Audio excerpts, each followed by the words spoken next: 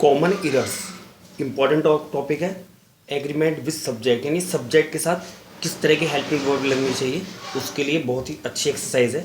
सबसे पहला रूल देखेंगे, यदि आपके subject as long as along with या बिसाइड से जुड़े हुए हैं, यदि subject as long as well as with या बिसाइड से जुड़े हुए हैं, तो आपकी जो हेल्पिंग वर्ब लगेगी वो सबसे पहले जो सब्जेक्ट है उसके हिसाब से लगेगी, जो सबसे स्टार्टिंग में आ रहा है वर्ड। जैसे Ritu, as well as her friend से कोई मतलब नहीं है, हमारी जो हेल्पिंग वर्ब आएगी वो आएगी ऋतु के हिसाब से, एज एम जो भी है।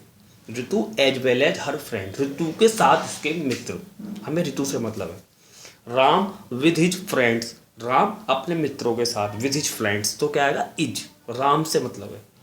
Anjali along with her friends has slap, इसके हिसाब से आएगी हेल्पिंग वर्ब अंजलि के हिसाब से। I with my friends, helping verb किसके हिसाब से आएगी, आई के हिसाब से am. Clear, rule number 1 important है। रूल नंबर 2, यदि दो सिंगुलर सब्जेक्ट यानी सिंगुलर सब्जेक्ट एंड से जुड़े हों, यानी पहला सब्जेक्ट सिंगुलर हो, दूसरा भी सिंगुलर हो, एंड से जुड़े हुए या दोनों प्लूरल हो, यदि सब्जेक्ट एंड से जुड़े हुए हो तो आप ये मान के चलिएगा कि हेल्पिंग वर्ब प्लूरल की आएगी। जैसे ऋतु एंड स्वाति, यदि एंड से जुड़े हुए हैं तो आर आएगा। Ritu and Swati are true friends. Rule number 3, यदि दो लोग एक ही व्यक्ति को बता रहे हो और द एक बार आए, द का प्रयोग जो होता है वो एक बार आए, तब हेल्पिंग वर्ब कौन सी आएगी, सिंगुलर। जैसे the poet and teacher is coming, the poet and teacher एक ही व्यक्ति है, वही पोइट है वही टीचर है, इसलिए इसने द एक बार लगाया, दो बार नहीं लगाया। तो क्या हो जाए, the poet and teacher is coming, the poet and teacher is coming, एक व्यक्ति है तो क्या लगेगा, is. The poet and the teacher, दो बार द, यहाँ पे the poet the end the teacher, दो व्यक्ति हो गए, द पोइट अलग हो गया, द टीचर अलग, दो व्यक्ति माने जाएंगे क्योंकि दो बार द लग रहा, तो अब क्या लगेगा, आर, प्लूरल हो जाएगा। नेक्स्ट, यदि दो नाउन फ्रेज एक ही तरह कार्य करें, नहीं आपको दो नाउन फ्रेज लग रहा है कि एक दूसरे से बहुत ज़्यादा जुड़े हुए हैं और एक का ही वर्क कर रहे हैं, तब हेल्पिंग वर्ब कैसे होनी चाहिए, सिंगुलर। जैसे slow and study wins the race, धीमे चलने से, लगातार चलने से जीत होती है, ईडियम है स्लो एंड स्टडी, तो स्लो एंड स्टडी को सिंगुलर माना जाएगा, एक वचन। Bread and butter is my favourite, bread and butter एक साथ खाई जाती है, bread and butter is my favourite, bread and butter मेरा प्रिय चीज़ है। क्लियर, यदि आपको लगता है कि दोनों एक ही चीज़ को शो कर रहे हैं तो आपको हेल्पिंग वर्ब कौन सी लगानी है, singular. Next, each, important rule है, ईच एवरी आइदर नाइदर, हालांकि बहुत सारे होते हैं। ईच यदि सब्जेक्ट ईच से जुड़े हुए हैं, एवरी से जुड़े हुए हैं, आइदर से जुड़े हुए हों या किससे जुड़े हुए हों, नाइदर से, तब हेल्पिंग वर्ब कौन सी लगती है, सिंगुलर, एक वचन। यानी each boy was present in his room, every student should stay in his room, every boy is coming in the party, either of the two trains leaves for Delhi.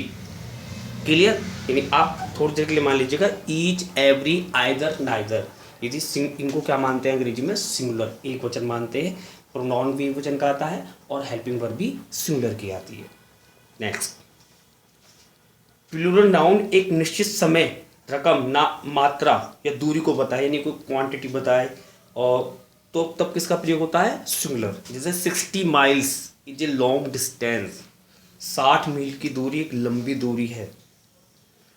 5000 rupees is a good money, एक अच्छी तनख्वाह है, for anybody, किसी व्यक्ति के लिए। यदि आपको किसी को निश्चित समूह यानी पर्टिकुलर आ रहा है तो उसको क्या मानेंगे, सिंगुलर। 60 माइल्स, 1000 रुपीज़, सब क्या माने जाएंगे, सिंगुलर। नेक्स्ट, अब ये था कलेक्टिव नाउन, यदि कलेक्टिव नाउन अपने डिसीजन में अलग अलग है, एक सा डिसीजन देते हैं तो एक वचन मानेंगे, सिंगुलर, और यदि वो अपने डिसीजन में अलग अलग हैं तो क्या मानेंगे हम, प्लूरल। यदि कोई भी कलेक्टिव नाउन होता है लोगों का समूह जो ग्रुप है, एक साथ जा रहा है किसी डिसीजन पर, तो सिंगुलर मानेंगे, एक वचन मानेंगे। यदि वो जो ग्रुप है लोगों का जो समूह है, पंचायत है, आर्मी है, पुलिस है, अपने विचारों में अलग अलग विचार रखता है, अलग अलग विचारधारा, अलग अलग थिंकिंग है, तब उसे क्या मानेंगे हम, प्लूरल। जैसे the panchayat has given its judgement panchayat अपना निर्णय दे चुकी है, एक ही निर्णय दिया है पूरी पंचायत ने, तो हैज लगाया एक वचन सिंगुलर। तो panchayat were divided on this point, panchayat जो थी वो इस पॉइंट पे डिवाइडेड थी, यानी पंचायत जो थी वो इस बिंदु पर भिन्न भिन्न विचार रखती थी, इसका मतलब plural.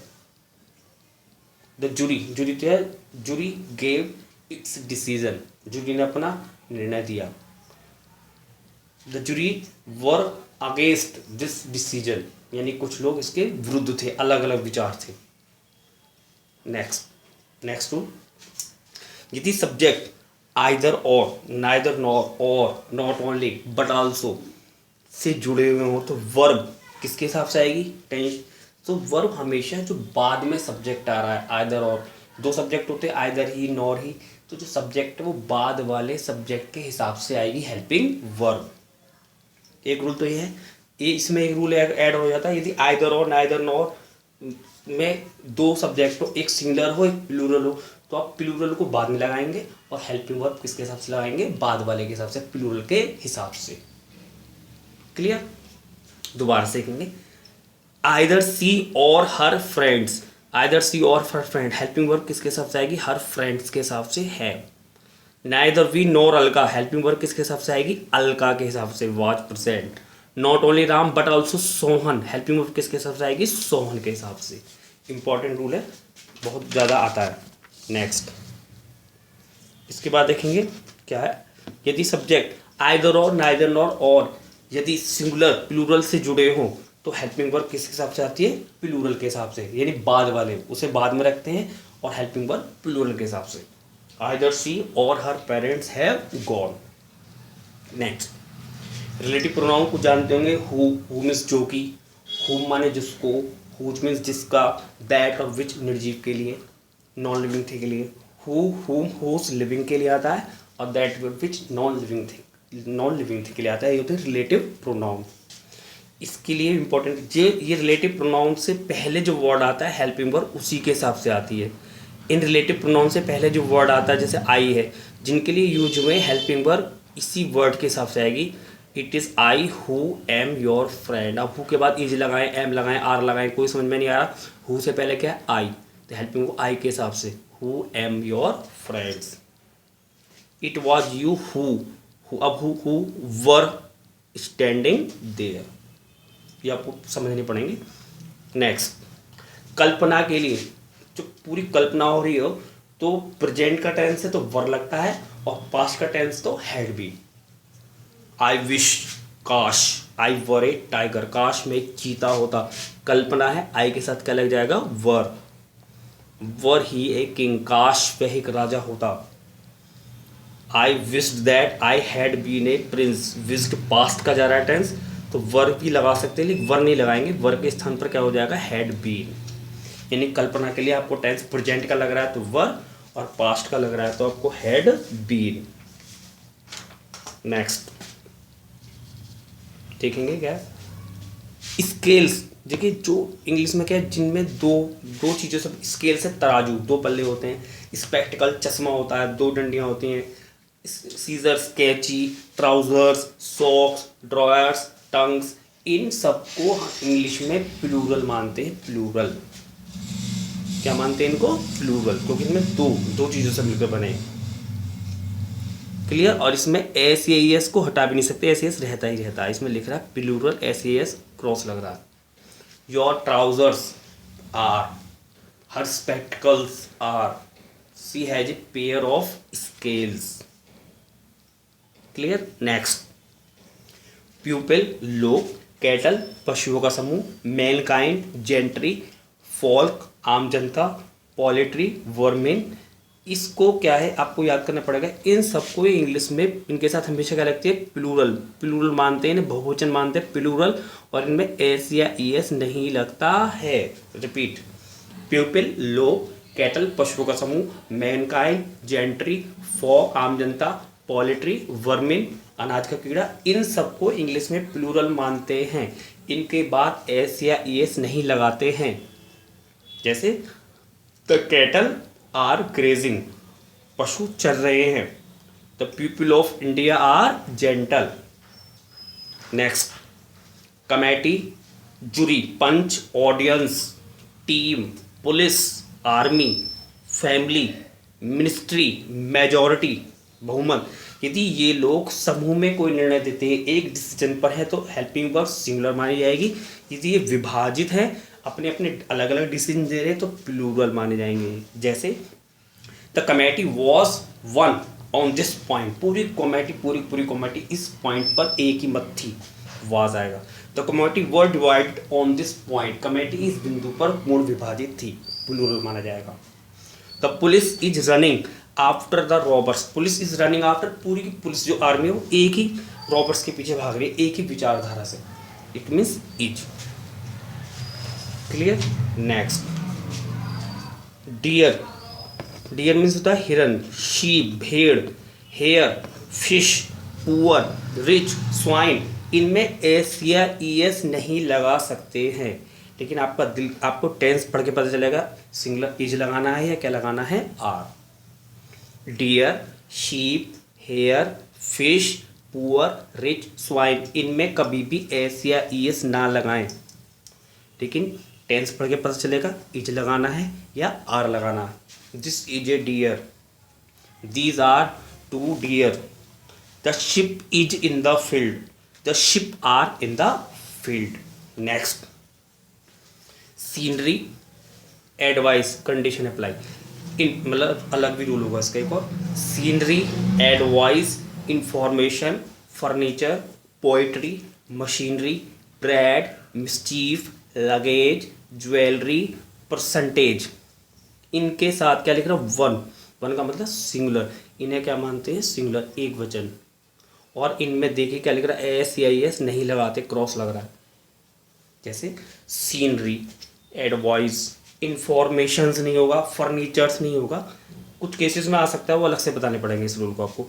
Furniture, poetry, machines, bread, mischief, luggage, jewellery, percentage, इनके साथ हेल्पिंग वर्ब सिंगुलर, और इनके साथ एस या ई एस नहीं लगाते हैं। यदि इनको प्लूरल बनाना पड़े तो अपने पास से a piece of bread, two articles, piece of advice, two loafs of bread, two hair items, items of news, acts of mischief, कुछ अलग से वर्ड्स लेने पड़ते हैं यदि आपको इनको प्लूरल के रूप में इन्हें यूज़ करना है। पहले टेंस का she likes poetry most, poetries नहीं होगा, she likes poetry most. The scenery of lake is charming, all the furniture is fine, all the furniture are fine. Clear. Next, a piece of bread, two articles of furniture, a piece of advice, two loaves of bread, two hair, items of news, acts of mischief। next rule है innings, innings मतलब पारी, news, business, wets, means, summons, अमेंट्स। आपको देखने में plural लग रहे होंगे, लेकिन इनके साथ हमेशा हेल्पिंग वर्ब कैसी लगती है, सिंगुलर, एक वचन की। Innings, news, business, wets, means, summons, amends, इनके साथ हेल्पिंग वर्ब कौन सी लगती है, singular. Last innings is over, every means has been tried. Next, alms, lodgings, valuables, savings, funds, congratulations, riches, tidings, aims, thanks, annals, belongings, spirits, surroundings. इनको हमेशा क्या मानते हैं, प्लूरल, और एस एस रहता है, एस एस हटा नहीं सकते, प्लूरल एस एस नहीं हटा सकते। Alms are given to the beggar, she gave me thanks, the surroundings of the village are fine. Next, दर्जन, 100, 1000, स्कोर, निश्चित संख्या। यदि निश्चित संख्या लगती है तो इनमें एस एस नहीं लगाते हैं, और संख्या नहीं दी हो तो रेयर केस में क्या लगा सकते हैं, एस या ई एस। दर्जन, 100, 1000, स्कोर, निश्चित संख्या दे रखी हो तो एस ई एस नहीं लगता है, जैसे 2 दर्जन, 500, 6000, एस एस नहीं लगाते हैं। संख्या नहीं दी हो, कुछ और दे रखा हो तो क्या लग सकता है, एस या ई एस। 2 दर्जन bananas, dozens of pens. Last, 2 rupee note, ₹2 note, a 4-mile race, a 5-man delegation, ₹2 notes. यदि लगाना पड़े से 2 5 के 2 नोट है तो ₹2 नोट्स में लगा देंगे एस या ES, 2 बताने के लिए। ए 5-man डेलीगेशन, ए 4-mile रेस, इनमें सब में एस नहीं लगेगा। नेक्स्ट, नाप तोल मात्रा दूरी के लिए हमेशा किसका प्रयोग करते हैं? प्लूरल नाउन का। प्लूरल नाउन हो तो भी किसका हेल्पिंग वर्ब कौन सी लगती है? सिंगुलर। 5 माइल्स, 5 मील की दूरी, एक वचन माना जाएगा। ₹50 सिंगुलर माना जाएगा ईच।